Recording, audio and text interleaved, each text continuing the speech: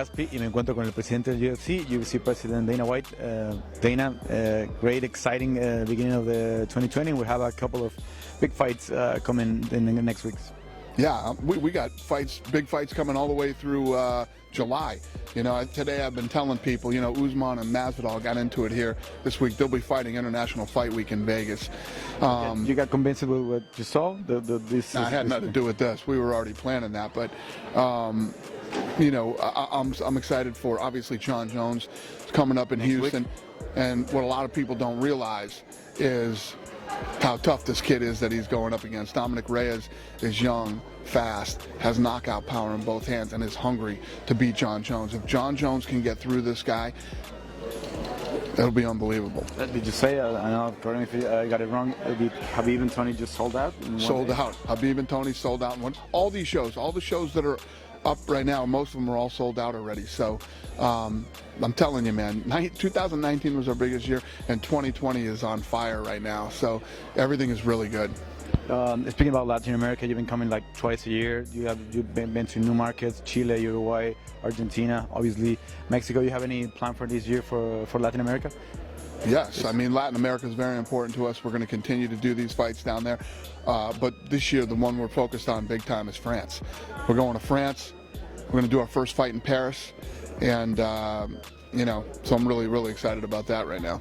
You know, some of the Mexican fighters, when she knocked out Kathleen Vieira, everyone was asking, I mean, what's with Irene? Is she has any chance to fight Amanda Nunes soon? I mean, and now Aspen Ladd and Juliana has a fight.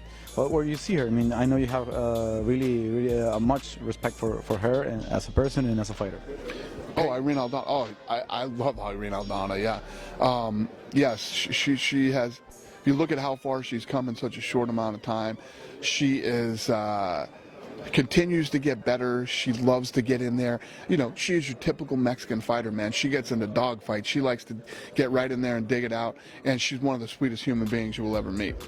You see her fighting Amanda this year, if Amanda decided to defend the bantamweight this year at any point? She put herself in a very good position, and you're going to see big things from her this year.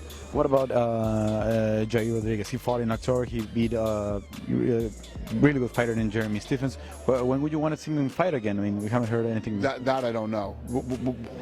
Right here off the top of my head, I don't know the answer to that. All right. What about the PI? We spoke about that about a couple of months ago. What's the status in that? And so what happened was we found a piece of property and we were starting to move and get this thing rolling, and something blew up with the landlord there. So now we're looking for a different piece of property. So you're gonna be delayed for a couple of months, but not suspended or anything? I don't think it's delaying it that much. We just need to find a new spot. We're looking. How important is that for your Mexican and your whole Latin American market? Because the number of Mexican-born fighters is going less now. I mean, there's only 8 of them born in Mexico. Obviously, there's always a lot of good Mexican Americans like Dom Reyes and all of those guys.